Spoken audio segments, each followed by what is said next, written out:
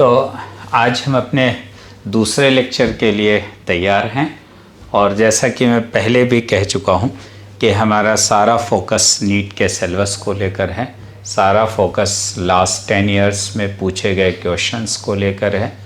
हमारा पूरा फोकस जो है वो एनसीईआरटी के कंप्लीट एंड कंप्रहेंसिव स्टडी पर है।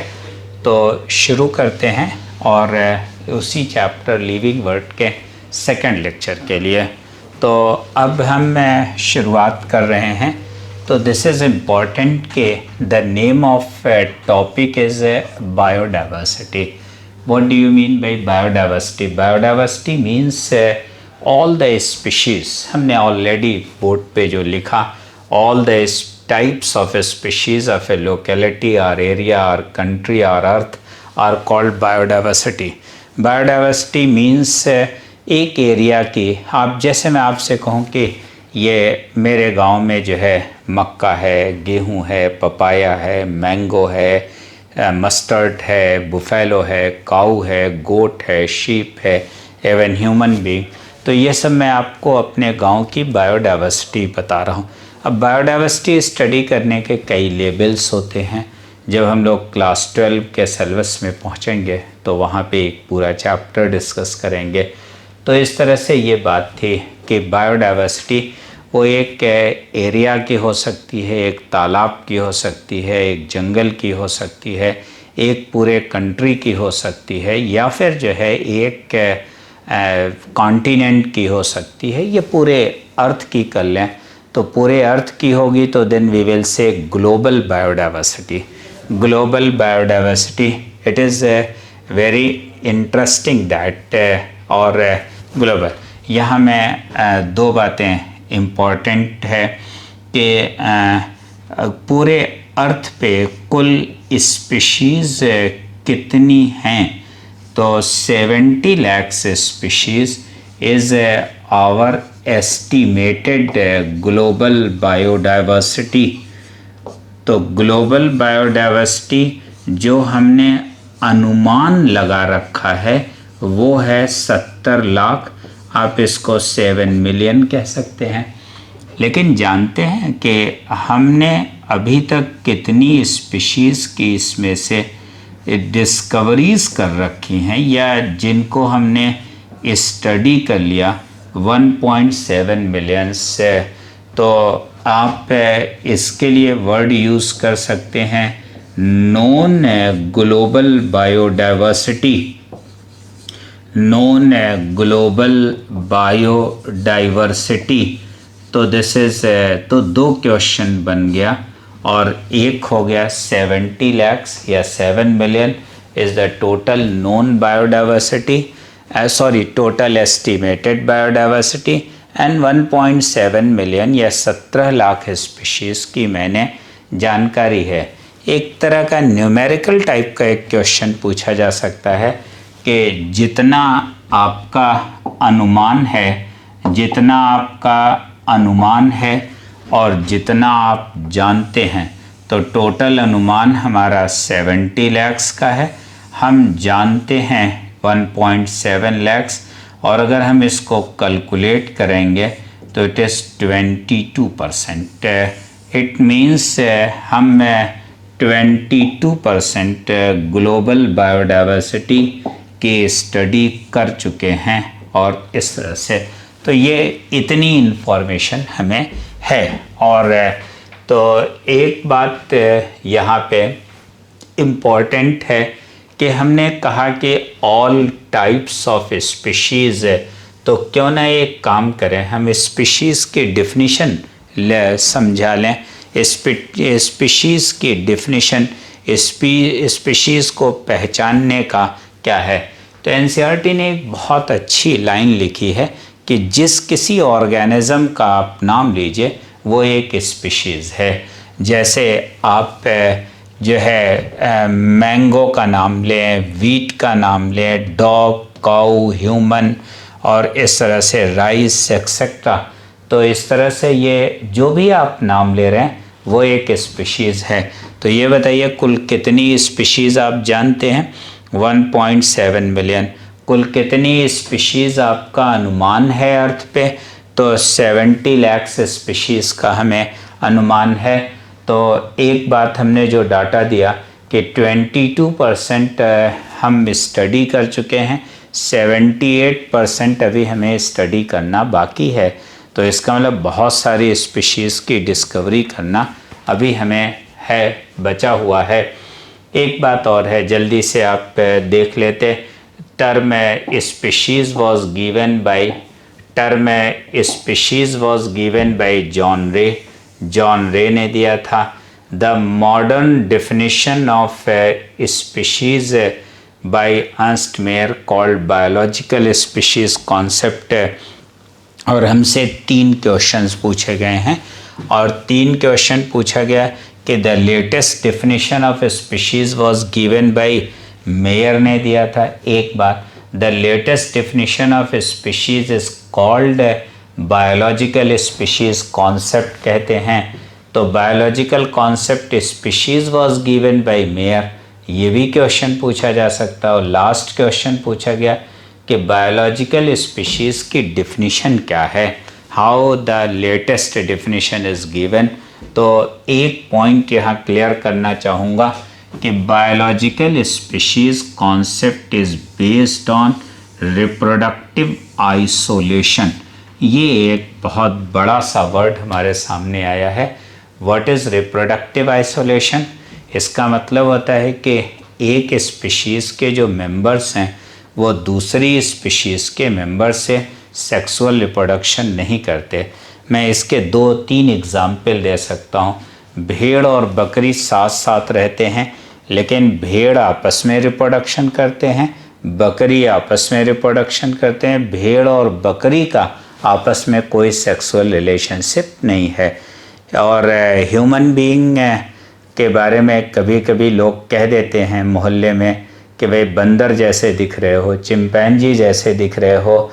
तो क्या समझ लें हम कि हम चिंपैंजी हमारी स्पीशीज़ का है? नहीं, हमारे और चिंपैंजी के बीच, हमारे और बंदर के बीच कोई सेक्सुअल रिलेशनशिप नहीं है। और न हमने जो है बंदर के साथ मिलकर बच्चे पैदा किए हैं। तो इसका मतलब ये होता है कि बंदर हमारी स्पीशीज़ का नहीं है। इसी को कहते हैं रिप्रोडक्टिव आइसोलेशन।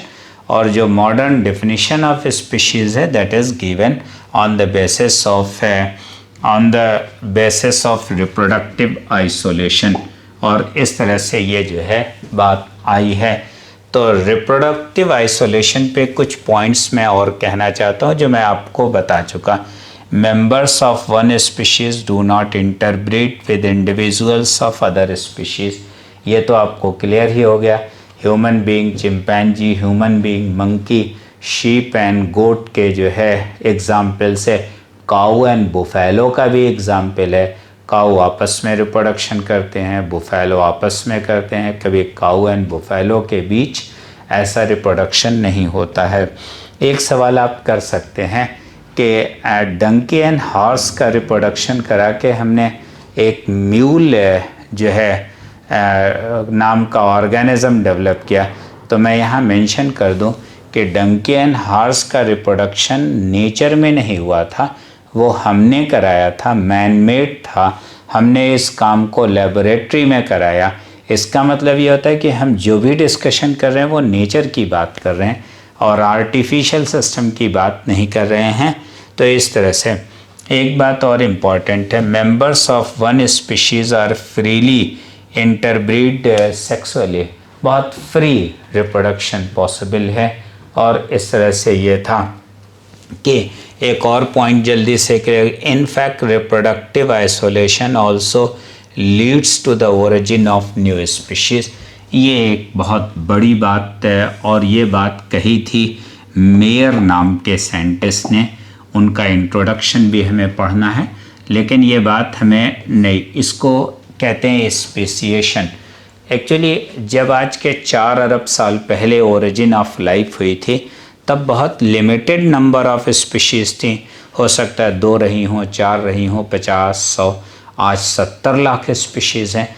तो सवाल है कि शुरुआत हमने किया था 10, 20, 50, 100 स्पीशीज़ से 4 अरब साल पहले। इतने सालों में इतनी स्पीशीज़ कैसे हो गई? आखिरकार नई स्पीशीज़ की ओरिजिन कैसे होती है, तो ये भी बेस्ड है किस पे, रिप्रोडक्टिव आइसोलेशन पे बेस्ड है। और इस तरह से कह रहे हैं कि मैं सीधा सा एग्जाम्पल दूं, आप जानते हैं कि हमारे और चिंपैंजी के जो पूर्वज थे वो एक थे। हम लोग अक्सर कहते हैं कि ह्यूमन बीइंग का सबसे नज़दीकी रिश्तेदार चिंपैंजी है, और तो हमारे और चिंपैंजी के पूर्वज एक ही थे, जब न चिंपैंजी था न ह्यूमन बीइंग था। और इस तरह से शायद उस ज़माने में आज के 1 लाख साल पहले, 1.5 लाख साल पहले ऐसा हुआ होगा कि ये हमारे पूर्वजों में किसी एक ग्रुप ने कहा होगा कि बंदर जैसे दिख रहे हो, चिंपैंजी जैसे दिख रहे हो, आज से शादी ब्याह इनके साथ नहीं होगा। तो इसका मतलब ये होगा कि एक ग्रुप अलग हो गया और दूसरा ग्रुप भी अलग हो गया, दोनों के बीच अब रिप्रोडक्शन बंद हो गया।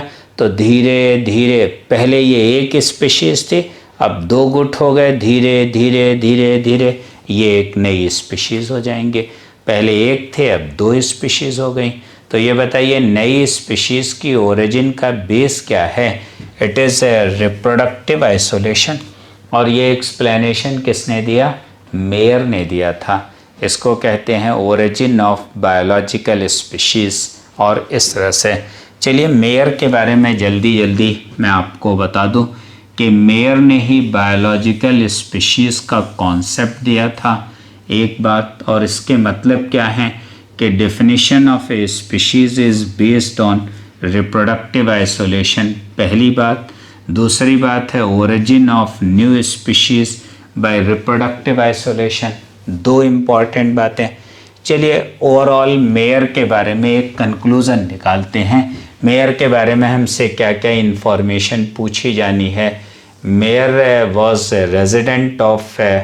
रेजिडेंट ऑफ जर्मनी, और उन्होंने किस टॉपिक पर काम किया था? अगर कोई हमसे पूछे तो हम कह सकते हैं कि ही वर्कड ऑन, और किस पे काम किया था इन्होंने?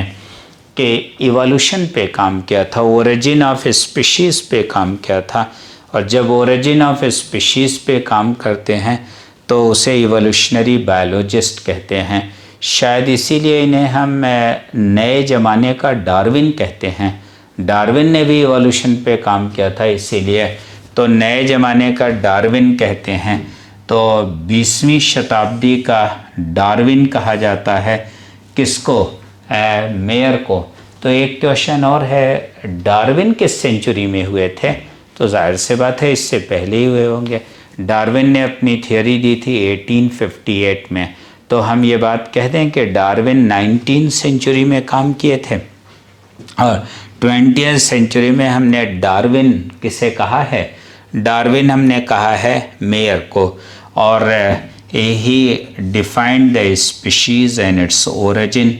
और इनको 3 बड़े इम्पॉर्टेंट प्राइजेस मिले हैं, लेकिन एक बड़ी इम्पॉर्टेंट बात यह है कि इनको नोबेल प्राइज़ नहीं मिला। नोबेल प्राइज़ इनको नहीं मिला। दिस इज़ इम्पॉर्टेंट, क्योंकि जब इतना बड़ा नाम ले रहे थे तो हमें लगा होगा कि शायद उन्हें नोबेल प्राइज़ मिला हो, लेकिन उन्हें नोबेल प्राइज़ नहीं मिला। This is important. एक बात और कहना चाहूँगा कि यहाँ पे एक इम्पॉर्टेंट बात यह है कि मेयर को हम अब तक के जो महानतम 100 वैज्ञानिकों की लिस्ट है उसमें रखते हैं। कहना ये चाह रहा हूँ कि अरिस्टोटल से साइंस की शुरुआत हुई थी, तब से physics, chemistry, zoology, botany, maths के 100 महानतम वैज्ञानिकों की लिस्ट बनाएं तो उसमें एक नाम मेयर का ज़रूर होगा। और इस तरह से तो he is included in 200 greatest scientist of all time.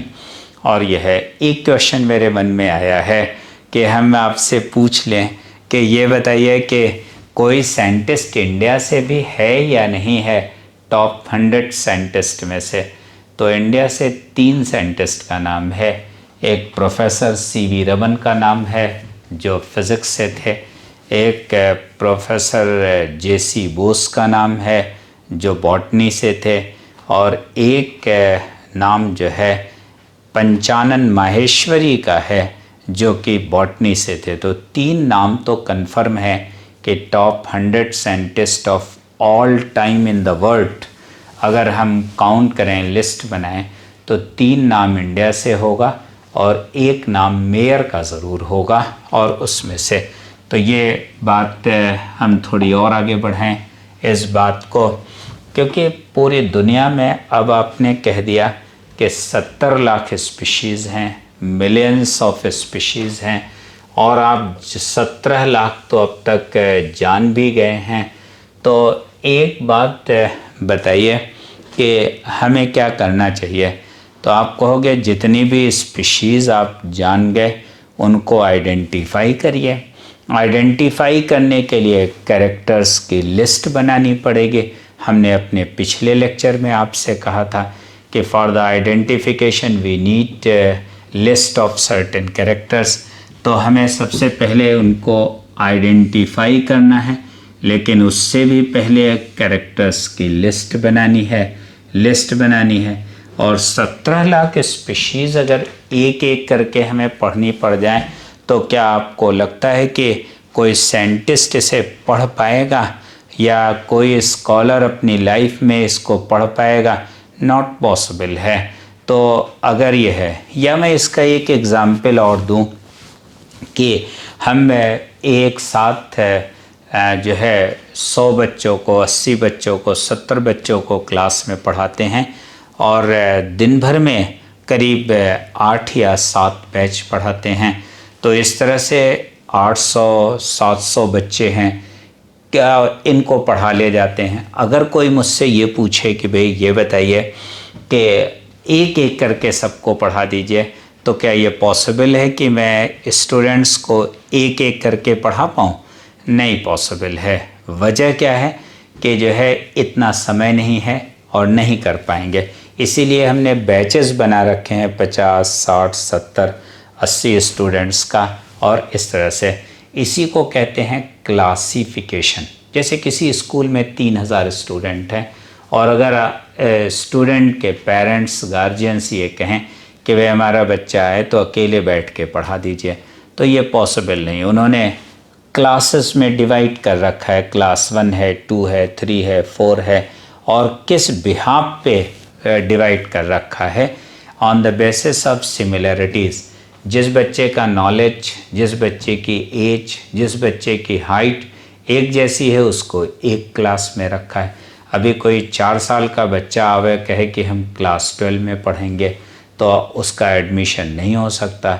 कोई जो है 20 साल का आ जाए और कहे कि हमें केजी में एडमिशन ले लीजिए तो भी पॉसिबल नहीं है। तो मुझे लगता है कि सिमिलर को एक साथ रखा जाए, डिसिमिलर्स को अलग रखा जाए। इसी को कहते हैं क्लासिफिकेशन कहते हैं। तो इस तरह से ये है स्मॉल ग्रुप्स बनाना या सिमिलर स्पीशीज़ का, this is called as classification.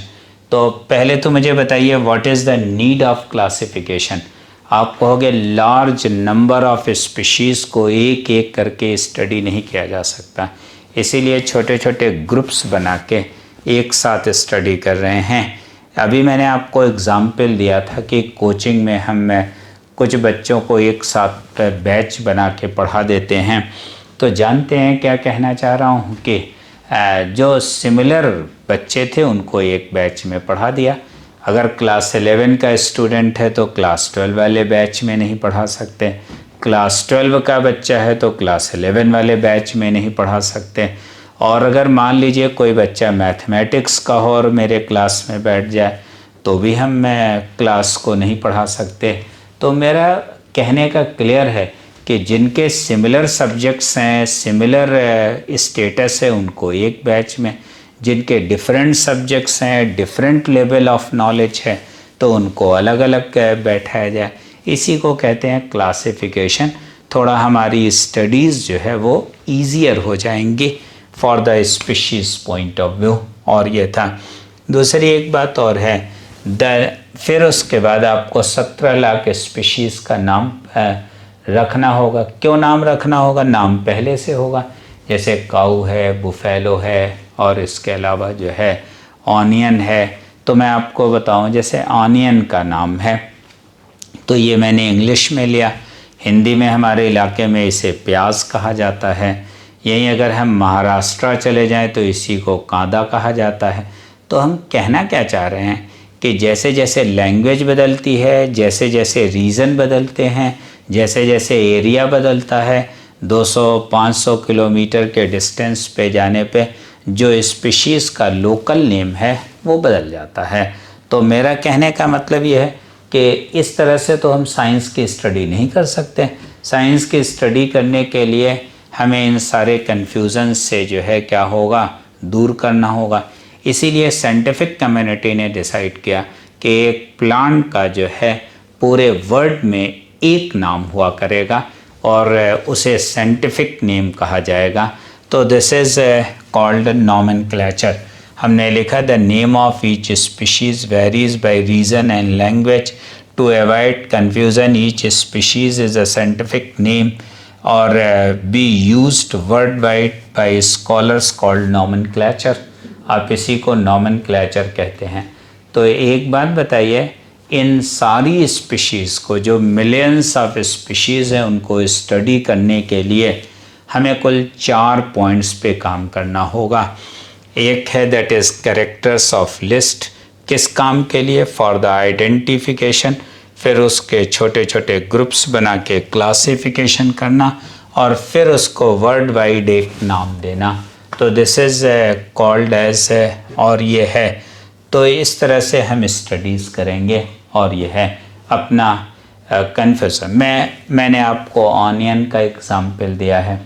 मैं अपने स्टूडेंट्स में बात करूं तो किसी का नाम मैं घर में जो है वो पप्पू है और इसके अलावा दोस्तों के बीच उसी का नाम सोनू है, लेकिन रजिस्टर में उसका नाम अमित कुमार है। तो अमित कुमार है, तो जाहिर सी बात है ज़्यादा कन्वीनियंट क्या होगा कि वर्ल्ड वाइड जब भी कुछ ज़रूरत पड़ती है तो वो अपना रजिस्टर का नाम इस्तेमाल करें। सोनू और पप्पू ये नाम इस्तेमाल नहीं कर सकते, ये लोकल यूज़ के लिए है। और एक और इम्पॉर्टेंट बात है कि घर में नाम लोग पप्पू रख देते हैं, बाहर निकल के मोहल्ले में लोग पपुआ कहने लगते हैं। एक और दिक्कत हो गई कि लोगों ने नाम बदल दिया, अब पप्पू और पपुआ 2 अलग अलग नाम हो गए। तो एक ही व्यक्ति के कई नाम हो सकते हैं। बेहतर यह है कि रजिस्टर का जो नाम है, जो सर्टिफिकेट का नाम है, वही वर्ल्ड वाइड यूज़ किया जाए, कोई कन्फ्यूज़न ही नहीं होगा। तो then to avoid the confusion we need such nomenclature. तो अब बताइए कुल 4 एस्पेक्ट्स हो गए और now we can conclude the study of biodiversity includes characterization, एक पॉइंट है, कैरेक्टराइजेशन एक पॉइंट है, दूसरा है आइडेंटिफिकेशन, तीसरा है क्लासिफिकेशन और चौथा है नॉमेनक्लेचर। तो ये सेंटेंस आपको एज इट इज़ याद रखना है कि for the study of biodiversity we need 4 aspects, और वो क्रमशः क्या क्या हैं। पहला है कैरेक्टराइजेशन, दूसरा है आइडेंटिफिकेशन, तीसरा है क्लासिफिकेशन, चौथा है नॉमेनक्लेचर। ये बात एनसीईआरटी ने स्ट्रिक्टली लिखी है कि you have to follow the same sequence. Okay, तो इस तरह से ये आपने कह दिया। 4 टॉपिक्स पे बात करनी है आपको और ये 4 टॉपिक्स हैं।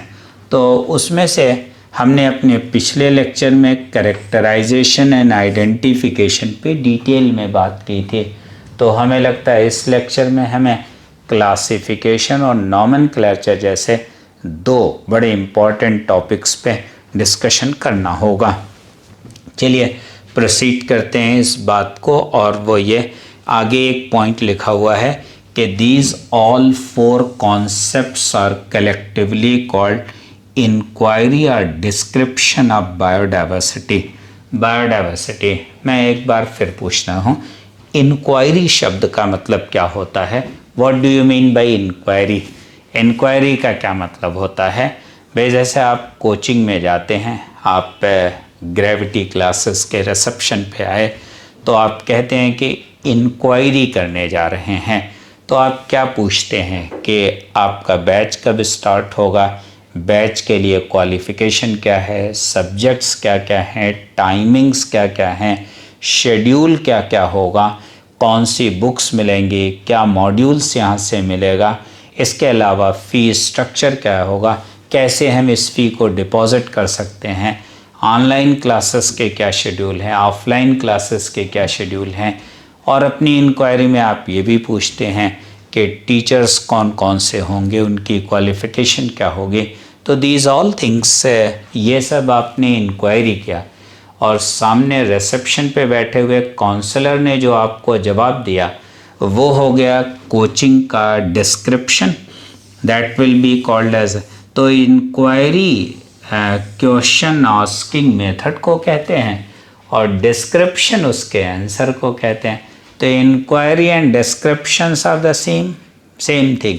तो अब आप बताइए, अगर मैं आपसे कहूँ कि मुझे बायोडाइवर्सिटी पढ़ना है तो आप कहोगे characterization, identification, classification, nomenclature, 4 aspects में हैं। These all are collectively called inquiry, inquiry कहे जाते हैं। मैं एक क्वेश्चन आपको 2012-13 का है वो याद दिलाना चाहूँगा, और 2012-13 में एक क्वेश्चन पूछा गया है और वो भी आप ज़रा देखते हैं कि वो जो क्वेश्चन पूछा गया है, क्या क्वेश्चन पूछा गया है कि टेक्सोनमी इज़ क्या है ये। अच्छा, यहाँ मैं एक बात बताना आपको मेंशन करना है कि इन्हीं 4 पॉइंट्स की स्टडी को टेक्सोनमी कहा जाता है। तो what is taxonomy? It is a inquiry और description of biodiversity. Yes, it includes classification, nomenclature, characterization, identification। तो पूछा गया टेक्सोनमी इज, पहला ऑप्शन दिया गया आइडेंटिफिकेशन, बहुत शॉर्ट में मैं लिख रहा हूँ। दूसरा ऑप्शन दिया गया क्लासिफिकेशन, और तीसरा ऑप्शन दिया गया एंड दैट इज और नॉमेनक्लेचर। आप सोच रहे होंगे कि अगला ऑप्शन ऑल ऑफ दीज होना चाहिए, और चौथा ऑप्शन लिखा हुआ था inquiry into plants and animals, inquiry into plants and animals. ये बताइए क्या मैंने चौथा ऑप्शन आप कर सकते हो क्या? हाँ, यही करेंगे। चौथे ऑप्शन में सारी बातें शामिल हैं, किसकी? टेक्सोनमी की। दैट्स वाई वी आर जो है answering the fourth option. Okay, let we come again the term taxonomy पे आते हैं। और taxonomy, the term taxonomy was given by Augustus Pyramus de Candolle, हमने शॉर्ट में लिखा AP डी कंडोले, ऐसे सही नाम इनका अगस्टस पायरीन डी कंडोले था और यह है। लेकिन और taxonomical studies include ancestral relationship then called systematics. यहाँ पे एक इंफॉर्मेशन, ये लाइन मुझे लगता है थोड़ा डिटेल में डिस्कशन करना पड़ेगा, लेकिन term systematics was given by Linnaeus, और जो है for biosystematics by, and then term biosystematics by Julian Huxley. तो बायोसिस्टमैटिक्स का टर्म किसने दिया था? Julian Huxley. ये सारे ऑब्जेक्टिव क्वेश्चंस हैं, एज इट इज़ आपसे पूछे जाएंगे। तो सिस्टमैटिक्स का टर्म किसने दिया? और ये चलिए फिर से एक बार बता देते हैं, व्हाट इज़ सिस्टमैटिक्स। तो आप कहोगे systematics is taxonomy including ancestral relationship. या मैं दूसरी बात कह दूँ, टेक्सोनमी क्या था? Characterization, identification, classification, nomenclature. This is the description of biodiversity. और अगर उसी में इवोल्यूशन, ओरिजिन, एंसेस्टर, रिलेशनशिप शामिल हो जाए तो then this is called as, इसी को आप कहेंगे कि ये जो है दैट इज़ अ सिस्टमैटिक्स कहा जाएगा। मैं पिछले लेक्चर में एक एग्जाम्पल दे चुका था, रिपीट कर दूं आपको। जैसे मैं किसी पार्टी में किसी व्यक्ति से आपको मिलवाऊं और कहूं कि ये इनका नाम है रवि कुमार, और इसके अलावा ये भी आपसे कहूं कि ये बड़े स्मार्ट हैं, इनकी कई फैक्ट्रीज़ हैं, इनके कई मकान हैं, इनके पास कई कारें हैं, ये रिच सोसाइटी के क्लब में रहते हैं और बहुत इंटेलिजेंट हैं, तो मुझे लगता है कि मैंने उनका नॉमेनक्लेचर कर दिया, उनका क्लासिफिकेशन भी कर दिया कि समाज में एक रिच सोसाइटी के मेंबर हैं, और कैरेक्टर्स भी बता दिया कि ये इनके पास मटेरियल है और ये इनके कैरेक्टर्स हैं। This is called taxonomy. इसी को टेक्सोनॉमी कहते हैं, कैरेक्टराइजेशन, आइडेंटिफिकेशन, क्लासिफिकेशन, नॉमेनक्लेचर। लेकिन साथ में मैं आपको ये भी बताऊं कि ये जो व्यक्ति हैं जिनकी मैं बात कर रहा हूं, ये मेरे बुआ जी के लड़के हैं, ये मेरे चाचा जी के लड़के हैं। इसका मतलब मैंने अपनी रिलेशंस भी आपको बता दिया, और अगर रिलेशंस भी बता दिया तो then this will be called as systematics.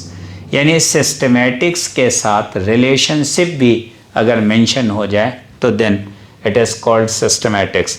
NCERT की एक लाइन आपको सुना दूं, लिखा है एनसीईआरटी ने, since long time human being are interested in diversity of living organisms along with their relationship each other, और आपस में उनके रिलेशनशिप क्या है।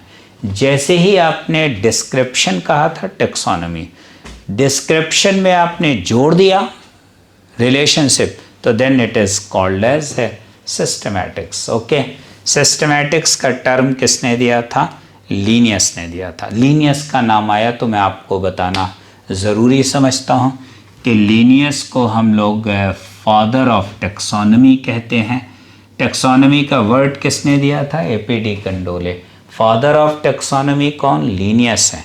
एक साइंटिस्ट का नाम मैं और लिखना चाहूँगा यहाँ पे, सांतापाउ का नाम, सांतापाउ का नाम।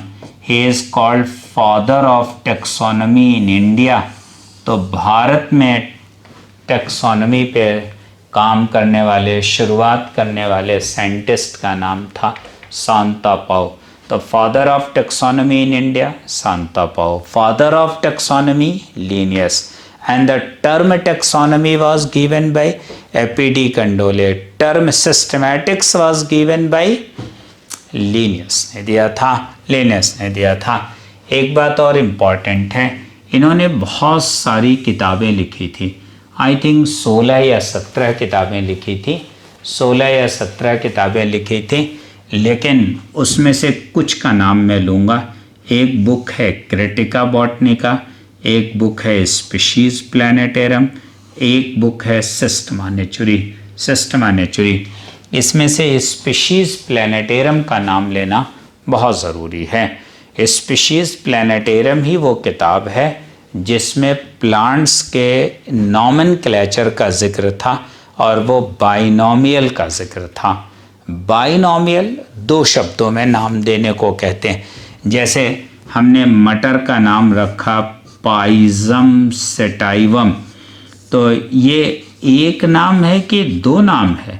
दो शब्दों का एक नाम है। ये याद रखिएगा, दो नाम नहीं है, दो वर्ड्स का एक नाम है। तो इस तरह से ये जो है ये आप कह सकते हैं कि पाइजम सेटाइवम ये एक साइंटिफिक नेम है, दो शब्दों में नाम है, इसीलिए इसको बाइनोमियल कहते हैं। बाइनोमियल कहते हैं। This binomial was first time given in the book Species Plantarum में दिया था।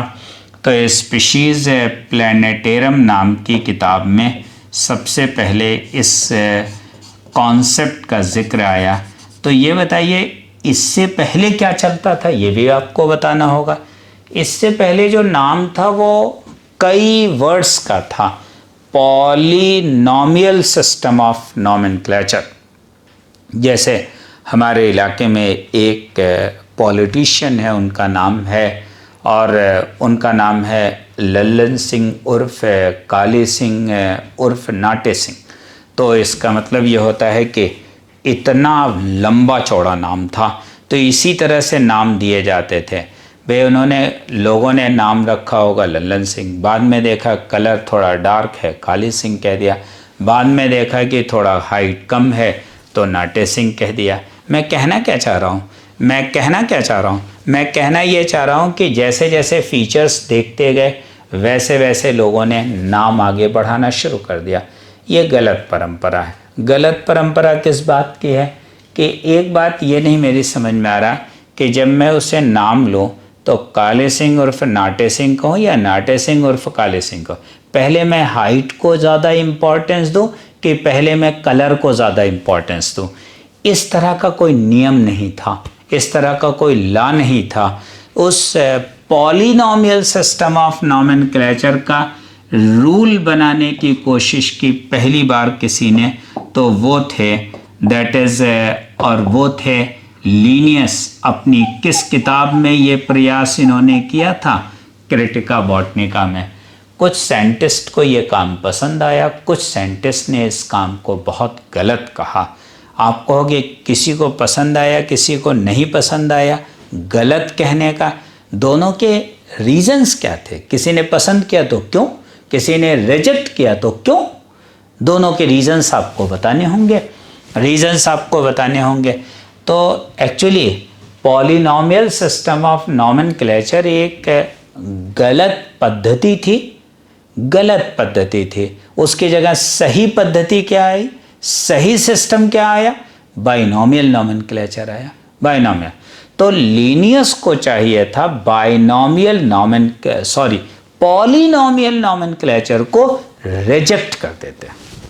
पॉलिनोमियल नॉमेनक्लेचर को क्या कर देते हैं? रिजेक्ट कर देते हैं। ये चाहिए था किसको? लीनियस को।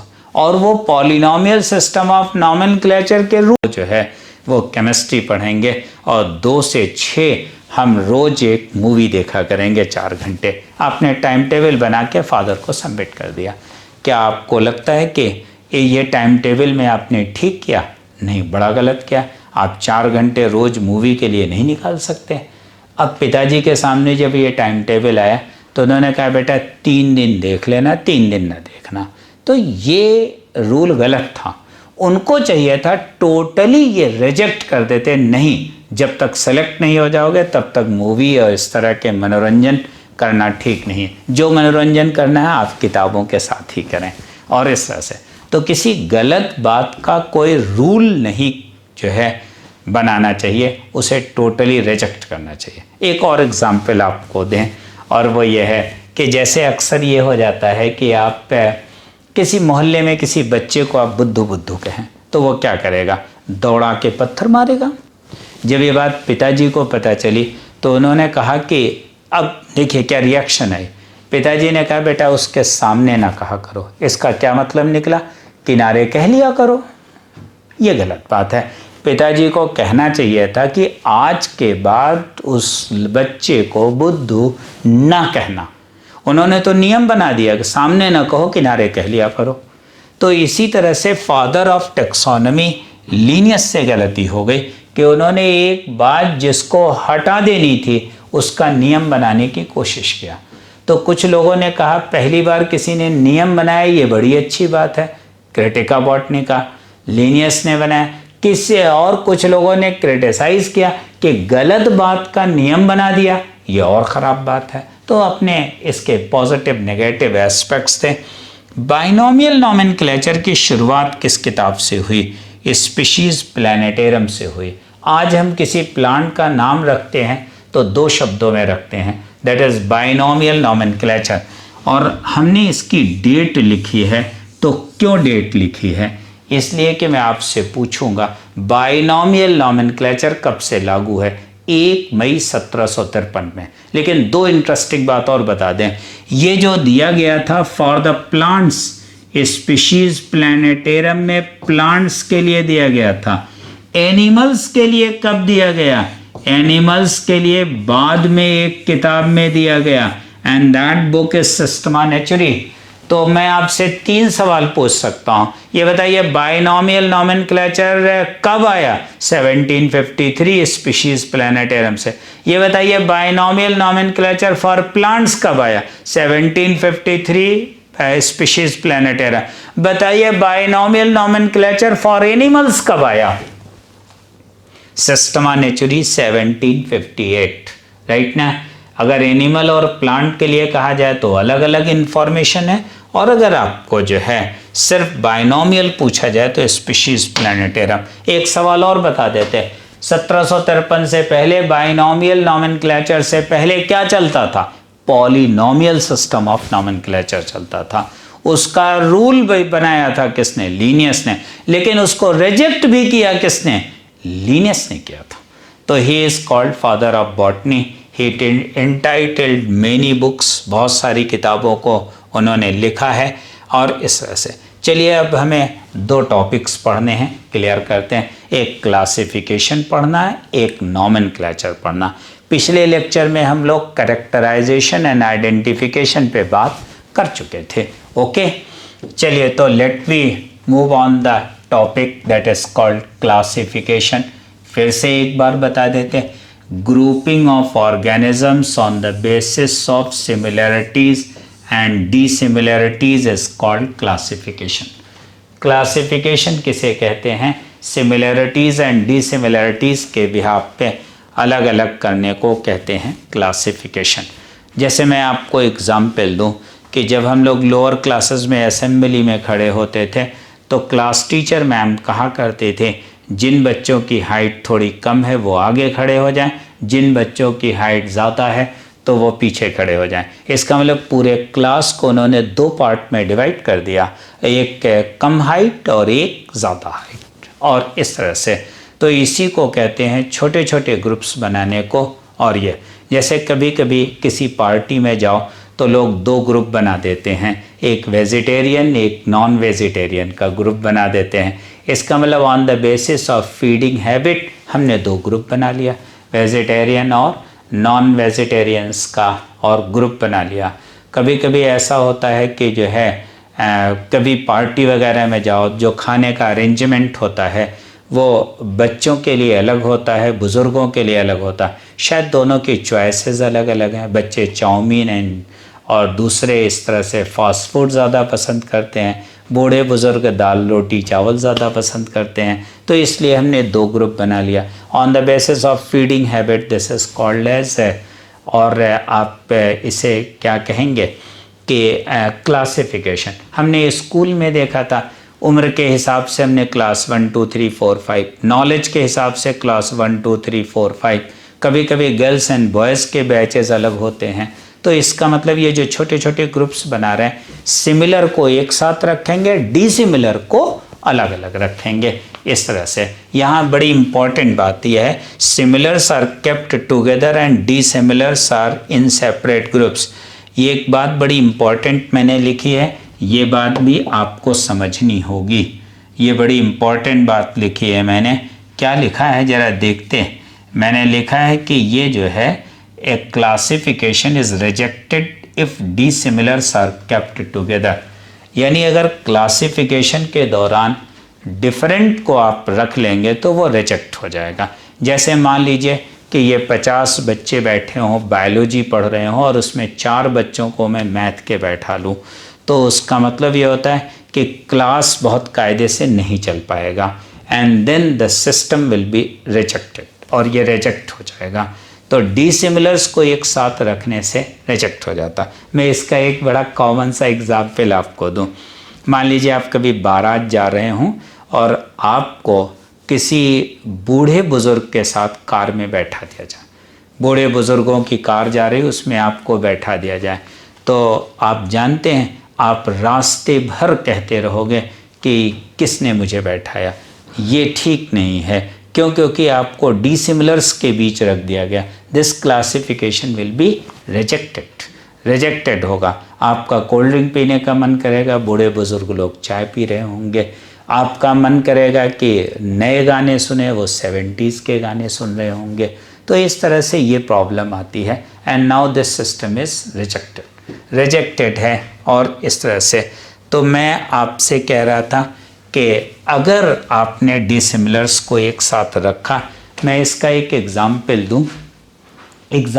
दूँ। लीनियस ने एक क्लासिफिकेशन दिया था, और वो क्लासिफिकेशन दिया था लीनियस ने, और कहा था कि 2 किंगडम क्लासिफिकेशन। उन्होंने कहा फंजाई, एल्गी और बैक्टीरिया को प्लांट्स के साथ रखा जाए। क्या ये क्लासिफिकेशन आप एक्सेप्ट करोगे? नहीं करोगे। क्यों?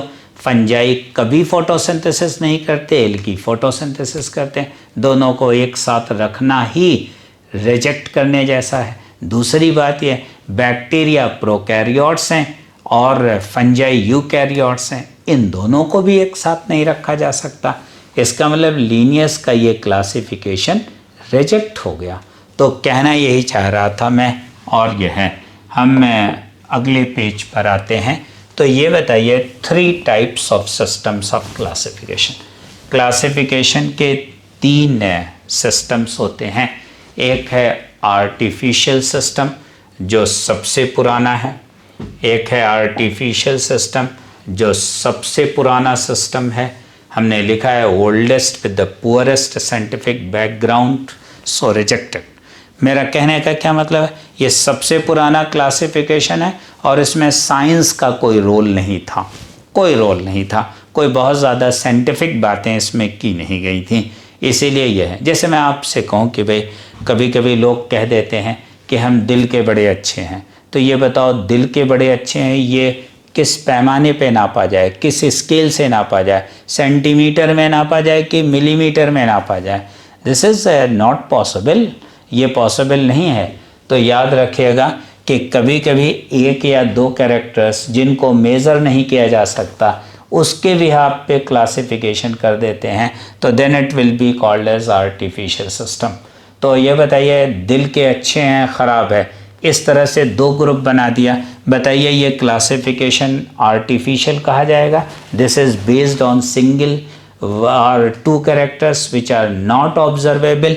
Natural system of classification it is most commonly used. अच्छा, मैंने इसके साइंटिफिक स्टेटस पे बात नहीं किया। एक है phylogenetic system of classification, it is the latest and most scientific classification. Latest भी है और मोस्ट साइंटिफिक क्लासिफिकेशन है।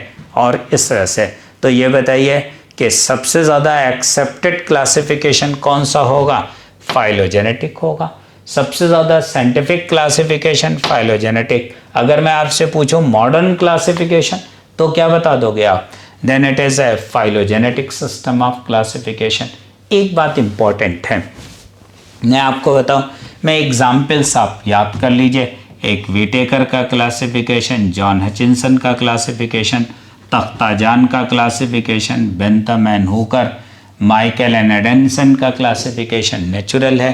फादर ऑफ बायोलॉजी का क्लासिफिकेशन अरिस्टोटल का आर्टिफिशियल है। फादर ऑफ बॉटनी का क्लासिफिकेशन, फादर ऑफ टेक्सोनॉमी का क्लासिफिकेशन, ये आर्टिफिशियल सिस्टम ऑफ क्लासिफिकेशन है। तो what do you mean by this? ये टोटली रिजेक्टेड है क्लासिफिकेशन। और आर्टिफिशियल सिर्फ एक सिंपल कैरेक्टर पे बेस था, तो then this is a rejected classification.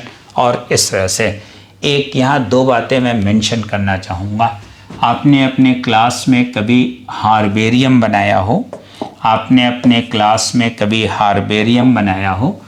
तो हार्बेरियम में आप प्लांट कलेक्ट करके लाते हैं, उसको दबा देते हैं किताब के नीचे, वो प्रेस हो जाता है, फिर सूख जाता है, फिर एक शीट पे चिपका देते हैं। लेकिन एक बड़ी गलती हो जाती है, वो ये कि क्लासिफिकेशन में जो प्लांट्स का अरेंजमेंट होना चाहिए, it must be according to Bentham and Hooker's classification.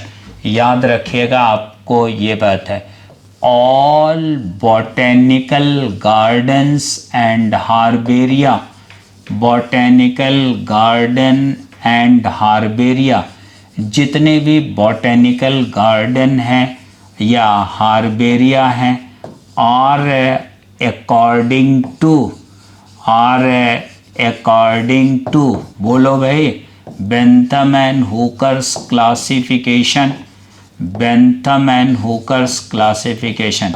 ये क्वेश्चन आपसे 2 दर्जन बार पूछा गया है, 2 दर्जन बार पूछा गया कि बताइए जो है दुनिया का जितने भी बॉटेनिकल गार्डन है, जितने भी बॉटेनिकल हार्बेरियम है, they are arranged to which classification?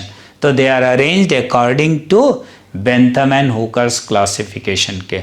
तो याद रखिएगा कि बेंथम एंड हुकर के क्लासिफिकेशन के अकॉर्डिंग ही हमें सारी बात हार्बेरियम बनाते समय करना चाहिए। इस तरह से ये था। एक बात और इम्पॉर्टेंट है, नेचुरल सिस्टम ऑफ क्लासिफिकेशन और क्या कहते हैं आर्टिफिशियल सिस्टम ऑफ क्लासिफिकेशन में, sorry natural system and phylogenetic में। मैं आपको बता दूं, phylogenetic system of classification is based on 2 to many characters and artificial is based on 1 or 2 characters. Natural system of classification is based on observable characters, जिन्हें नापा जा सके, जिन्हें देखा जा सके, और उन कैरेक्टर्स पे बेस्ड है। And artificial system of classification is based on non observable या नॉन मेजरेबल फीचर्स पे बेस्ड है, इसीलिए तो ये रिजेक्टेड है। और इस तरह से ये था। एक सवाल है कि अगर नेचुरल सिस्टम ऑफ क्लासिफिकेशन में आपने इवोल्यूशन और ओरिजिन को शामिल कर लिया तो देन इट बिकम्स फाइलोजेनेटिक। यहाँ एक सवाल लोगों से गलत हो जाता है, लोग कह देते हैं कि phylogenetic system of classification is based on evolution only. Evolution only pay based होगा तो एक कैरेक्टर हो जाएगा, और एक कैरेक्टर हो जाएगा तो वो फाइलोजेनेटिक नहीं कहा जाएगा, आर्टिफिशियल कहा जाएगा। और आप नेचुरल क्लासिफिकेशन कर लीजिए, उसमें इवोल्यूशन को शामिल कर लीजिए, तो then it is called as phylogenetic. फिर से मुझे बताइए कि if a classification is based on single character then it is artificial. If a system is based on 2 to many characters, it is natural. If a system is based on 2 to many characters including evolution, then it is called phylogenetic. याद रखिएगा, only evolution नहीं कहेंगे आप। ये बात बड़ी important है कि नेचुरल सिस्टम की तरह मेनी कैरेक्टर्स इंक्लूडिंग, और उसमें एक और कैरेक्टर शामिल कर लेंगे, एंड दैट विल बी, और क्या हो जाएगा कि इवोल्यूशन। तो then it is called as phylogenetic system of classification. आप जानते हैं वीटेकर ने अपना क्लासिफिकेशन, आप अगले चैप्टर में पढ़ोगे, इन्होंने बेस रखा था अपना cell structure, thallus organisation, mode of nutrition, reproduction and evolution पे। बताइए वीटेकर का क्लासिफिकेशन कैसा हो गया? only evolution or many characters including evolution? तो then you have to say many characters including evolution. Including evolution, then it is phylogenetic. अगर मैं यही कह देता कि एक इंडियन साइंटिस्ट ने एक क्लासिफिकेशन दिया है based on cell structure, thallus organisation, mode of nutrition, reproduction and ecological relationship, बताइए तब आप क्या कहते हैं? तब आप फाइलोजेनेटिक नहीं कहते, तब आप नेचुरल सिस्टम ऑफ क्लासिफिकेशन कह देते हैं। तो many characters, natural system of many characters along with evolution, then it is called as phylogenetic system of classification, आप इसे कहते हैं। आगे बढ़ाइए बात को कि क्लासिफिकेशन में 2-3 बातें बड़ी इंपॉर्टेंट कह दो कि reproductive characters are given more importance than the vegetative characters because reproductive features are more stable.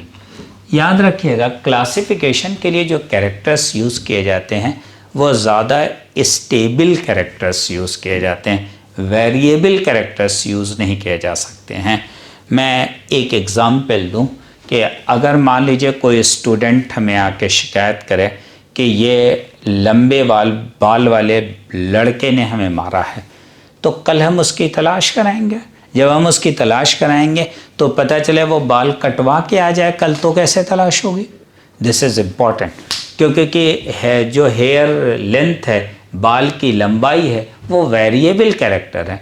Student को कहना चाहिए था मुझसे कि ये लंबी नाक वाले ने हमें मारा है, तो मैं कल उसकी तलाश आसानी से कर लेता। क्यों? क्योंकि कोई नाक कटवा के तो आ नहीं सकता था। तो इसका मतलब ये होता है कि क्लासिफिकेशन में, आइडेंटिफिकेशन में परमानेंट कैरेक्टर्स लीजिए। मैं आपको सरसों के प्लांट का जिक्र करता हूँ, ये बताइए उसमें पत्तियाँ कितनी होंगी? क्या फिक्स नंबर होता है? नहीं, वेरिएबल होता है। स्टेम की ब्रांचेस कितनी होंगी? फिक्स होंगी या वेरिएबल? वेरिएबल होता है। लेकिन फ्लावर में number of stamens always 6, number of sepals always 4, number of petals always 4, number of carpels always 2। इसका मतलब ये होता है कि मुझे क्लासिफिकेशन लीफ, स्टेम, रूट पर बेस रखना चाहिए, या क्लासिफिकेशन मुझे बेस रखना चाहिए कि जो है फ्लोरल कैरेक्टर्स पे। तो आप कहोगे floral characters are more stable, so given more priority. फिर से बताइए, reproductive characters are given more importance than the vegetative characters because the reproductive characters are more stable, ज़्यादा स्टेबल होते हैं। एक पॉइंट मैंने ये क्लियर किया।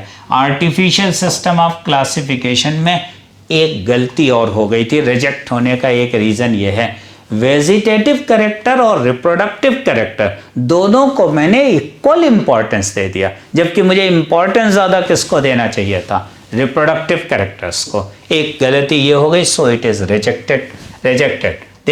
Natural system, in natural system reproductive characters are given more priority. एक बात तो ये इंपॉर्टेंट हो गई। इसके बताइए आर्टिफिशियल इज बेटर और नेचुरल इज बेटर? तो आप कहोगे natural system of classification is better. In natural system 2 और मोर कैरेक्टर्स आर टेकन।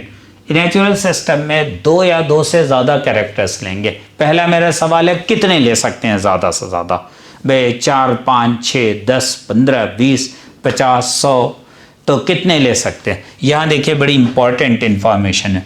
कितने ले सकते हैं? मे बी अप टू 100 और 1000 और more, so often called numerical taxonomy. इतने ज़्यादा कैरेक्टर्स हमने ले लिया कि हमने इसको न्यूमेरिकल टैक्सोनॉमी कहना शुरू कर दिया कि पहले तो नंबर ही गिन ले। और एक बात है कि इन सारे कार्यक्रमों को अगर आप 100 कैरेक्टर्स ले लेंगे, 1000 कैरेक्टर्स ले लेंगे, तो मैनुअल नहीं कर सकते, कंप्यूटर और सॉफ्टवेयर की मदद लेनी पड़ेगी। Now it is called computer taxonomy कहते हैं इसीलिए। और एक मैंने लिखा फेनेटिक टैक्सोनॉमी। फेनेटिक फेनोटाइप से आया। फेनोटाइप का मतलब होता है अपीयरेंस, दिखना। तो हमने आपसे कहा था natural system of classification is based on observable characters, जो कैरेक्टर्स हमें दिखाई देते हैं उस पे बेस्ड है। इसीलिए मैं इस बात को कह रहा था कि ये फेनेटिक। तो नेचुरल सिस्टम ऑफ क्लासिफिकेशन का एक और नाम न्यूमेरिकल टैक्सोनॉमी, एक और नाम कंप्यूटर टैक्सोनॉमी, एक और नाम फेनेटिक टैक्सोनॉमी। तो दीज ऑल थिंग्स एंड और इस तरह से, राइट ना। अब क्लासिफिकेशन की मैकेनिज्म पर आते हैं। क्लासिफिकेशन की मैकेनिज्म में देखिए ये है टेक्सॉन, एक वर्ड। बहुत ज़्यादा डिटेल में तो मैं आपको डिस्कस नहीं कर सकता, क्रैश कोर्स में हमारे पास थोड़ा टाइम कम रहता है। और लेकिन फिर भी 2 सवाल आपसे पूछे जाएंगे। पूछा जाएगा कि यूनिट ऑफ क्लासिफिकेशन बताइए। ध्यान रखिएगा कि आपको कोई कुछ भी कहे, आपको कोई कुछ भी कहे, the unit of classification is always tax on. कहीं लिखा रहता है स्पीशीज है, कहीं कुछ लिखा रहता है। मैं आपको एकदम क्लियरली कह रहा हूँ, एनसीईआरटी ने भी काले काले मोटे मोटे शब्दों में लिखा है, the unit of classification is taxon. What is taxon? Taxon है any rank in hierarchical system of classification. Rank, पहले तो मुझे हायरार्कियल सिस्टम बताइए क्या है। हायरार्की का क्या मतलब होता है? हायरार्की का मतलब होता है ऊपर से नीचे या नीचे से ऊपर क्रमशः बात करना, हायरार्की कहा जाता है। जैसे मैं आपसे पूछूं कि भाई आप अपने घर में कितने सदस्य रहते हैं, आप उनके बारे में बताइए, तो आपके या तो आप अपने सबसे छोटे मेंबर से शुरू करेंगे और टॉप दादा दादी तक जाएंगे, या ग्रैंडफादर ग्रैंडमदर से शुरू करके सबसे छोटे तक जाएंगे। This is called hierarchy. Hierarchy कहते हैं। अगर आप हायर से लोअर को आते हैं, this is called descending order. अगर आप लोअर से हायर को जाते हैं, this is called ascending order. इसी को कहते हैं हेरार्कियल सिस्टम ऑफ क्लासिफिकेशन, और ये दिया था लीनियस ने। It was given by Linnaeus. तो ये बताइए कुल टोटल कितने टेक्सॉन यूज होते हैं? 13 से 16 टेक्सॉन हैं, 7 उसमें से कंपलसरी हैं। उन 7 को कहते हैं आप क्या? That is called obligate tax on. वो 7 कौन कौन से हैं हम अगले पेज पे बात करते हैं। ओके, तो हम नेक्स्ट पेज पर आते हैं और बात करते हैं। ये मैंने टेक्सॉन को थोड़ा समझने के लिए बात करिए, मैंने रैंक की बात की। चलिए मैं अपने स्कूल से इसका कंपैरिजन करता हूँ। तो जैसे ये स्कूल है, अगर मैं आपसे कहूँ स्कूल, तो आप कहोगे यस, सबसे बड़ा ग्रुप हमारे लिए तो स्कूल है, जिसमें टीचर्स और क्या कहते हैं स्टाफ और क्या कहते हैं स्टूडेंट्स सारे मिला के हैं। ये एक बड़ा ग्रुप है, तो बड़ी रैंक भी इसे मानी जाएगी। जैसे जैसे ग्रुप छोटा होता जाएगा, रैंक उसको हम छोटा देते जाएंगे। फिर उसके बाद इसको मैंने 3 पार्ट में डिवाइड किया, ये टीचर, ये नॉन टीचिंग और ये स्टूडेंट। फिर मैंने स्टूडेंट भी, तो अगर मैं आपसे पूछूं कि आपकी रैंक क्या है, तो आप कहोगे स्कूल भी हमारे नाम से जुड़ा हुआ है, स्टूडेंट भी हम आते हैं, टीचर में नहीं आते। इसी तरह से फिर आपने कहा एक सीनियर डिवीज़न होता है, एक जूनियर डिवीज़न होता है, और क्लास 1 से लेके 5 तक जो है वो प्राइमरी सेक्शन होता है। एक बात, फिर सीनियर सेक्शन को क्लास 9, 10, 11, 12 में डिवाइड किया जाता है। फिर उसके बाद क्लास 12 को डिवाइड किया कॉमर्स, आर्ट्स एंड साइंस में। साइंस को फिर हमने डिवाइड किया मैथ और बायो ग्रुप में। इसका मतलब आप जरा इमेजिन करिए, कहाँ यहाँ 3,500 लोग थे, और पहुँचते पहुँचते हम यहाँ पे कुछ 50-60 बच्चों का एक बायो का सेक्शन बना। तो इसका मतलब एक बड़ा ग्रुप लेके हम धीरे धीरे छोटा ग्रुप बनाते जा रहे हैं। This is called as hierarchical classification. और हर स्टेप को क्या कहते हैं? टेक्सॉन कहते हैं। हर स्टेप को टेक्सॉन कहते हैं। बताइए स्कूल के लोगों को क्लासिफाई करने के लिए मुझे कितने रैंक्स इस्तेमाल करनी पड़ी? ये 1, 2 देखते जाएं, ये 3, ये 4, ये 5, ये 6। और अभी मैंने पिछले पेज पे लिखा था कि बायोलॉजिकल क्लासिफिकेशन करने के लिए 13 से 16 टेक्सॉन होते हैं, लेकिन 7 कंपलसरी हैं। ये कंपलसरी और इसका क्या इशू है, ये भी अगर हम लोग डिस्कशन कर लेते तो बेहतर था कि क्या कहना चाह रहे हैं ज़रा हम बता देते हैं। तो एक बात बड़ी इम्पॉर्टेंट है, जैसे आप कभी एड्रेस लिखते हैं, मान लीजिए किसी लेटर पे आपको एड्रेस लिखना पड़ जाए, तो आप सबसे पहले अपना जो है क्या कहते हैं हाउस नंबर लिखते हैं 310। फिर उसके बाद आप अपनी गली का नाम या नंबर लिखते हैं। फिर आप अपना मोहल्ला लिखते हैं। फिर उसके बाद आप क्या कहते हैं कि सिटी लिखते हैं। फिर उसके बाद डिस्ट्रिक्ट भी लिखते हैं। फिर उसके बाद आप जो है स्टेट भी लिखते हैं। फिर उसके बाद आप पिन कोड और इस तरह से पिन कोड लिखते हैं। उसके बाद आप एक काम और करते हैं, कभी कभी आप इंडिया भी लिख देते हैं, मन करे तो आप और लिख दो, एशिया लिख दो, ये भी लिख दो। और तो इस तरह से कभी कभी कुछ लोग लिख देते हैं नियर पानी टंकी लिख देते हैं, पानी की टंकी के पास। कभी कभी कुछ लोग ये भी लिख देते हैं नियर पुलिस स्टेशन। मुझे लगता है इसमें से कितना मिनिमम लिख दें कि काम चल जाए, उसी को कहते हैं ऑब्लिगेट। जितना मिनिमम लिखना ही कंपलसरी है उसी को कहते हैं ऑब्लिगेट कहते हैं, ऑब्लिगेट। जैसे मान लीजिए कि आप गली ना लिखें तो भी चल जाएगा, पानी टंकी ना लिखें तो भी चल जाएगा, आप इसके अलावा जो है यूपी ना लिखें पिन कोड लिख दें तो चल जाएगा, आप इंडिया ना लिखें एशिया ना लिखें। तो इस तरह से यह है, क्या लिखना कंपलसरी है, इसका मतलब ये होता है कि हाउस नंबर लिखना कंपलसरी है, अपना मोहल्ला लिखना कंपलसरी है, फिर सिटी लिखना कंपलसरी है, और डिस्ट्रिक्ट भी ना लिखा जाए तो भी चल जाएगा, पिन कोड लिखना कंपलसरी है। तो मेरा कहने का मतलब ये हुआ कि कुछ कहीं कहीं डेजिग्नेशन लिखते समय कुछ लिखना कंपलसरी है, कुछ लिखना कंपलसरी नहीं है।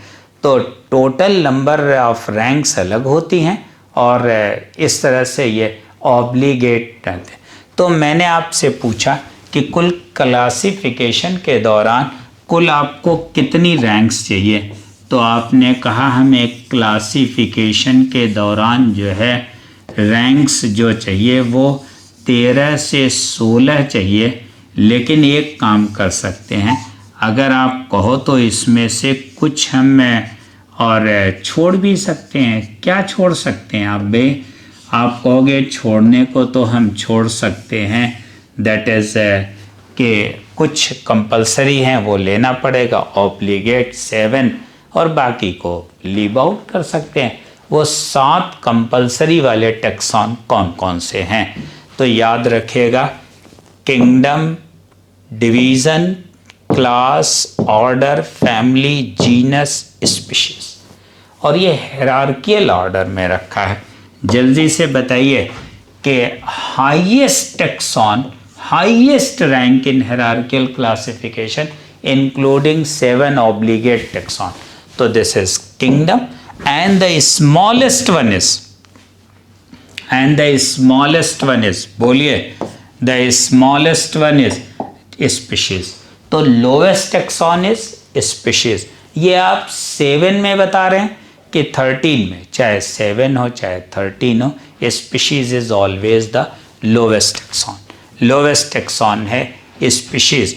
इसके अलावा हाईएस्ट टैक्सॉन किंगडम नहीं, किंगडम के ऊपर भी एक टैक्सॉन है, दैट इज ए डोमेन।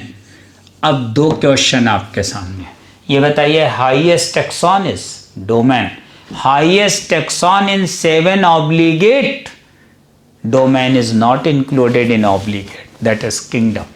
तो highest taxon in 7 obligate is kingdom। और इस तरह से एक बात और इम्पॉर्टेंट है, यहाँ पे आप कहोगे अच्छा 16 आप लिख डालिए, तो ये एक है, ये मैं लिख रहा हूँ, दिस इज ए सब किंगडम में, और ये दूसरा एक है सब डिवीज़न, और एक है सब क्लास, एक है सब ऑर्डर, एक है सब फैमिली, एक और है दैट इज सब जीनस, सब का मतलब स्मॉलर, सब जीनस, एक और है सब स्पीशीज। तो अब मुझे लगता है 15 तो हो गए, और इस तरह से।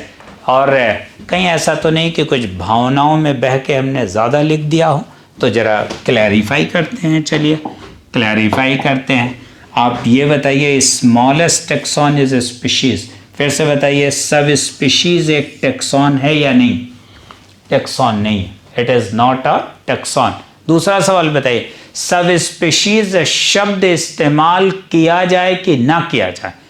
कर सकते हैं आप, करना चाहें, लेकिन it is not a taxon, ये टैक्सॉन नहीं है। ये बात याद रखिएगा कि ये टैक्सॉन नहीं है, लेकिन हमें मना भी नहीं किया, it is allowed to be used.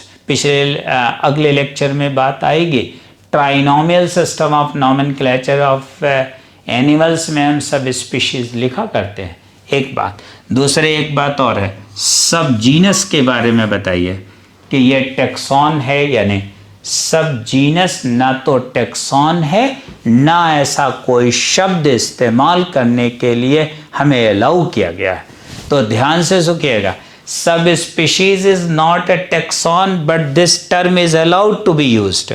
Subgenus is neither a taxon nor allowed to be used in taxonomy. Subgenus जैसा कोई शब्द ही नहीं है, टैक्सॉन की तो छोड़िए, तो ये अलाउड नहीं है। तो हमें लगता है कुछ हमने ज़्यादा लिख दिया था, तो ये बात भी याद रखिएगा कि ये टैक्सॉन नहीं है, ये टैक्सॉन नहीं है, ये तो अलाउड ही नहीं है, ये थोड़ा अलाउड भी है यूज़ करने के लिए। एक तो ये पॉइंट है। बाकी सब फैमिली, सब ऑर्डर, सब class, subdivision, subkingdom, these all are taxon. ये सारे के सारे टैक्सॉन। अब आपसे पूछा जाएगा सब ऑर्डर किसके किसके बीच आता है, तो it is order and family के बीच में। आपसे पूछा जाएगा सब डिवीज़न किसके किसके बीच आता है, क्लास एंड डिवीज़न के बीच में आता है। यहाँ एक इंटरेस्टिंग बात और बताना चाहूँगा कि प्लांट क्लासिफिकेशन में डिवीज़न इस्तेमाल होता है और एनिमल क्लासिफिकेशन में फाइलम वर्ड यूज़ होता है। The word phylum is used. और यह तो ये बताइए डिवीज़न का पर्यायवाची क्या है, फाइलम। फाइलम का पर्यायवाची क्या है, डिवीज़न। बताइए division and phylum are same taxon और डिफरेंट, सेम टैक्सॉन है। बस सिर्फ शर्त यह है कि डिवीज़न की जगह फाइलम, फाइलम की जगह डिवीज़न, जब एनिमल और प्लांट का क्लासिफिकेशन हो तो उस समय ऐसा किया जाना चाहिए। तो दिस इज प्लांट के लिए अलग और डिवीज़न। अगर यही मैं प्लांट एनिमल के लिए लिख रहा होता तो this is kingdom, phylum, class, order, family, genus और क्या, स्पीशीज। तो इस तरह से ये इस 7 आर ऑब्लिगेट टैक्सॉन्स होते हैं। अच्छा, एक बात और इम्पॉर्टेंट है, अगर मैं आपसे पूछूं कि ये मैथ के स्टूडेंट्स हैं तो आप कहोगे ठीक है, ये they are the part of science group students. अगर मैं आपसे कहूँ साइंस ग्रुप स्टूडेंट, आप कहोगे ठीक है, हैं तो ये सारे क्लास 12 के ही। अगर मैं आपसे कह दूँ क्लास 12 तो आप कहोगे ये सारे सीनियर सेक्शन में शामिल है। सीनियर सेक्शन किसका पार्ट है, स्टूडेंट का। ये स्टूडेंट्स किसका पार्ट है, स्कूल का पार्ट है। इसका मतलब एक बड़ी इंपॉर्टेंट बात है कि जितना भी लोअर टैक्सॉन होगा वो हायर टैक्सॉन में इंक्लूडेड होगा, लोअर टैक्सॉन हायर टैक्सॉन में इंक्लूडेड होगा। अगर मैं आपसे कह दूं students, yes they are the part of school, मैं कह दूं स्टूडेंट्स प्राइमरी सेक्शन, तो हो सकता है कुछ बच्चे यहाँ से छूट जाएं और इस तरह से। तो higher taxon includes the lower taxon. 2-3 बातें बड़ी इंपॉर्टेंट याद रखिएगा। Higher taxon is a group of similar lower taxon, is a group of similar lower taxon. कहने का मतलब क्या है कि what is genus, it is a group of closely related species. What is family? It is a group of closely related genera. What is order? It is a group of closely related family. What is class? It is a group of similar orders. What is division? It is group of similar classes. What is kingdom? It is a group of ये बताइए कि धीरे धीरे number of individuals बढ़ते जा रहे हैं कि नहीं। जैसे जैसे टैक्सॉन बड़ा होता जा रहा वैसे वैसे ये बढ़ते जा रहे हैं। भाई स्पीशीज एक थी, उसके बाद कई स्पीशीज जीनस में आ गई, फिर कई जीनस आ गए फैमिली में, कई फैमिलीज आ गई ऑर्डर में, कई ऑर्डर्स आ गए क्लास में, और सबसे बड़ा ग्रुप कौन सा बना, सबसे बड़ा ग्रुप बना जो वो किंगडम का बना। किसका बना, किंगडम का बना। और इस तरह से ये टैक्सॉन्स का। तो अगर आपसे पूछा जाए what is genus, it is a group of similar species. What is family, it is a group of similar genera. What is order, it is a group of similar families. Okay, इस तरह से आप ये बताते हैं। लेकिन एक बात बताइए, जब मैं नीचे से ऊपर जाऊंगा तो नंबर ऑफ इंडिविजुअल्स बढ़ेंगे कि घटेंगे, बढ़ेंगे। नंबर ऑफ जो है क्या कहते हैं स्पीशीज बढ़ेंगी कि घटेंगे, बढ़ेंगे। वो ग्रुप बड़ा होता जा रहा है इसलिए। तो एक एक करके आप मुझे बताएं, जैसे जैसे नीचे से ऊपर जाएंगे वैसे नंबर ऑफ इंडिविजुअल्स बढ़ेंगे, नंबर ऑफ ग्रुप्स बढ़ेंगे। और एक बात, जैसे जैसे हम नीचे से ऊपर जाएंगे थोड़ा से स्पेसिफिसिटी घटेगी, स्पेसिफिसिटी। क्यों भाई, यहां मुझसे कहा गया आप बायो के स्टूडेंट हैं, यहां पे तो नहीं कहा गया, ये तो पूरा बड़ा सा ग्रुप है, तो उसमें आप किसी को कह नहीं सकते कि ये बायो का ग्रुप है, मैथ्स का ग्रुप है। जैसे जैसे टेक्सॉन छोटा होता जाएगा वैसे वैसे स्पेसिफिक ग्रुप बनता जाएगा। और ये एक बात और बताइए, अगर मैं आपसे पूछूं ये मैथ ये बायो, बायो के स्टूडेंट्स क्या क्या पढ़ते हैं, फिजिक्स केमिस्ट्री बायो, मैथ के स्टूडेंट क्या पढ़ते हैं, फिजिक्स केमिस्ट्री मैथ, बताइए इनके बीच ज़्यादा सिमिलरिटीज होंगी, इनके बीच ज़्यादा सिमिलरिटी होंगी या इनके और इनके बीच? आप कहोगे एक ग्रुप के इंडिविजुअल्स के बीच ज़्यादा सिमिलरिटी होगी, एक ग्रुप दूसरे ग्रुप से डिसिमिलर होता है, एक ग्रुप दूसरे ग्रुप से कैसा होगा, डिसिमिलर होगा। क्यों भाई, ये पढ़ते हैं फिजिक्स केमिस्ट्री मैथ, ये पढ़ते हैं physics chemistry bio, bio group के सारे बच्चे एक जैसे, क्यों, क्योंकि उनके तीनों सब्जेक्ट सेम है। मैथ ग्रुप के सारे बच्चे एक जैसे, क्यों, क्योंकि तीनों सब्जेक्ट सेम है। हाँ, मैथ और बायो वालों को मिलाओगे तब थोड़ा से डिसिमिलरिटी बढ़ती है। क्या मैं ये कहूँ जैसे जैसे मैं नीचे से ऊपर जाऊंगा डिसिमिलरिटीज बढ़ेंगी, जैसे जैसे ऊपर से नीचे आऊंगा सिमिलरिटीज बढ़ेंगे, स्पेशलाइजेशन बढ़ेगा, स्पेसिफिक कैरेक्टर्स बढ़ेंगे। This is important. एक बात और याद रखिएगा, जैसे जैसे मैं नीचे से ऊपर जाऊंगा वैसे वैसे क्या होता जाएगा, वैसे वैसे इनको पहचानना थोड़ा मुश्किल होता जाएगा। और जाहिर सी बात है जितना ही बड़ा ग्रुप उतना ही पहचानना आसान नहीं रहता। तो मुझे फिर से बताइए, जैसे जैसे मैं नीचे से ऊपर जाऊंगा नंबर ऑफ इंडिविजुअल्स बढ़ेंगे, नंबर ऑफ स्पीशीज बढ़ेंगे, नंबर ऑफ कैरेक्टर्स बढ़ेंगे, डिसिमिलरिटीज बढ़ेंगी, सिमिलरिटीज घटेंगी, और तो आइडेंटिफिकेशन भी थोड़ा टफ हो जाएगा। This is hierarchical system of classification. और इस तरह से मैं अगले पेज पर आता हूँ, अगले पेज पे आता हूँ। मैंने कुछ क्वेश्चंस टाइप किए और पूछना चाह रहा था, अगर दो स्पीशीज़ के जीनस सेम हो जाए, दो स्पीशीज़ के जीनस सेम हो जाएं, तो बताइए उनका क्या। ज़रा इसको मैं यहाँ लिख के बात करता हूँ। मैंने आपसे कहा कि भाई देखिए ये है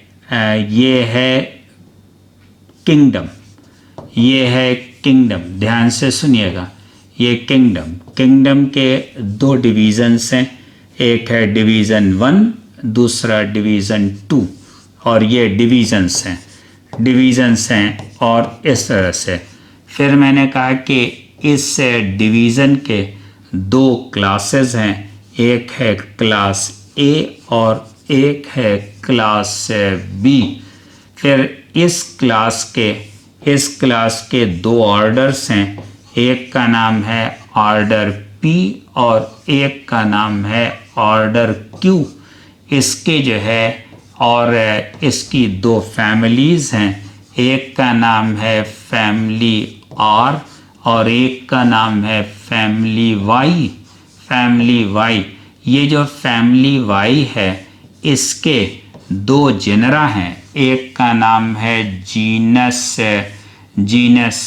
डी और एक का नाम है जीनस एफ। इस जीनस में दो स्पीशीज़ हैं, एक स्पीशीज़ का नाम है 1, दूसरे स्पीशीज़ का नाम है 2। क्वेश्चन सुनते, पिछले पेज पे आ रहा हूँ, ध्यान से यहाँ से देख के बताइएगा, यहाँ से देख के बताइए। मैंने आपसे कहा कि यहाँ पे क्वेश्चंस मैं लिख रहा हूँ, ये question, 2 plants have the same class, दो प्लांट्स है उनका क्लास सेम है। जरा देखिए यहाँ पे आके कह रहे हैं क्लास सेम है, तो इसका मतलब डिवीज़न भी सेम होगा, इसका मतलब किंगडम भी सेम होगा। भाई जब क्लास सेम है तो उसके ऊपर का डिवीज़न भी सेम होगा, उसके ऊपर का जो है किंगडम भी सेम होगा, और उसके बाद क्या ऑर्डर सेम हो सकता है? नहीं हो सकता है। दो प्लांट्स थे, एक इसका हो एक इसका हो सकता है दोनों इसी के हो। ऑर्डर अगर सेम हो गया तो क्या फैमिली सेम हो सकती है? हो भी सकता है, नहीं भी हो सकता। क्या स्टेटमेंट दोगे? अगर किसी का भी क्लास सेम हो गया तो उसके ऊपर के जितने भी टैक्सॉन होंगे सेम, और उसके नीचे के जितने भी टैक्सॉन होंगे may be same may be different. जरा देखते हैं यहाँ पे। और हम आगे कह रहे थे two plants of same class then must have higher taxon same, may or may not have the same taxons lower taxon। दूसरा सवाल, two plants having the different orders then, यहाँ पे पहले डिस्कशन कर लीजिए तब बात है। कह रहे हैं ऑर्डर डिफरेंट है, ऑर्डर डिफरेंट है, तो ये बताइए फैमिली भी डिफरेंट होगी कि नहीं, जीनस भी डिफरेंट होगा कि नहीं, यस, स्पीशीज भी डिफरेंट होगी कि नहीं। अगर ऑर्डर डिफरेंट है, अगर ऑर्डर डिफरेंट है तो बताइए ये जो है क्या कहते हैं कि अगर मैं जैसे मान लीजिए दो स्टूडेंट्स कह दें कि भाई हम लोग दो अलग अलग फैमिलीज़ के हैं, दो अलग अलग फैमिली का मतलब उनके पेरेंट्स भी डिफरेंट होंगे, उनके ब्रदर्स एंड सिस्टर्स भी क्या होंगे, डिफरेंट होंगे। अगर यहाँ पे ऑर्डर कह दिया गया डिफरेंट है तो lower taxons must be different. Higher taxon हो सकता है कि ऑर्डर इनका हो और मे बी डिफरेंट और सेम। याद रखिएगा, फिर से लौट के वहीं आइए। कह रहा हूं कि two plants having different orders then must have different lower taxons, may और may not have the same higher taxons. Right ना? दो तीन बातें और हैं, जल्दी से कंक्लूड कर लेते हैं। और The two species of same genus are differentiated by few morphological characters। अगर एक ही जीनस की दो स्पीशीज हो तो उन्हें कैसे पहचानोगे आप? आप कहोगे they are very close, very close. जैसे आप पैंथेरा लियो है एंड पैंथेरा टिग्रिस है, आप कहते हैं तेंदुआ है और टाइगर है। तेंदुआ और टाइगर को कैसे पहचानते हैं? कैसे पहचानते हैं? मान लीजिए तेंदुआ सामने आ जाए तो कैसे पहचानेंगे ये तेंदुआ है या टाइगर? बोलिए वे। कह रहा चाहिए पहचानेंगे नहीं, भाग लेंगे पहले, कौन जाएगा पहचानने। खैर फिर भी अगर मान लो पिंजरे में बंद हो और आपको पहचानना हो तो आप उसके स्किन पे मौजूद कुछ एक दो कैरेक्टर्स के आधार पे, वो जो धारियां बनी होती हैं, वो जो पट्टियां बनी होती हैं, उन्हीं को देख के बताया करते हैं। हम कहना क्या चाह रहे हैं? अगर आपको दो स्पीशीज एक ही जीनस की हैं तो they are very closely related, have a very very small differences, वो भी मॉर्फोलॉजिकल होगा, तो उसी आधार पे हम डिफरेंशिएट करते हैं। जैसे मकोई और मटर, सॉरी मकोई और सरसों दोनों एक ही जीनस के हैं, सोलेनम नाइग्रम, सॉरी मकोई और बैगन की बात कर रहा हूँ, सोलेनम नाइग्रम एंड सोलेनम मेलोंगेना। लेकिन दोनों में सिर्फ एक मात्र फ़र्क है, दोनों के फ्रूट्स का शेप डिफरेंट होता है और दोनों के फ्लावर का कलर डिफरेंट होता है, बाकी सारी चीज़ें सेम हैं। तो the two species are differentiated by few morphological characters. A genus of a family is less similar to the genus of another family. अगर इसे समझाना हो, भाई एक फैमिली के जो जीनस हैं और दूसरी फैमिली के जो जीनस हैं वो सेम होंगे कि डिफरेंट होंगे? जरा हम ये भी अगले पेज पे जाके देखते हैं। ये बताइए कि अगर मैं आपसे कहूँ कि ये फैमिली है, यहाँ पे एक जीनस है, यहाँ पे एक जीनस है, ये दोनों आपस में ज़्यादा सिमिलर होंगे, ये दोनों आपस में ज़्यादा सिमिलर होंगे क्योंकि एक ही फैमिली के हैं। लेकिन ये और ये आपस में डिफरेंट होंगे। क्यों भी डिफरेंट होंगे? क्योंकि ये दोनों ज़्यादा सिमिलर हैं क्योंकि एक फैमिली के, ये दोनों ज़्यादा सिमिलर हैं क्योंकि एक फैमिली के, ये दोनों अलग अलग फैमिली के हैं तो डिफरेंट होंगे। तो मैंने लिखा क्या?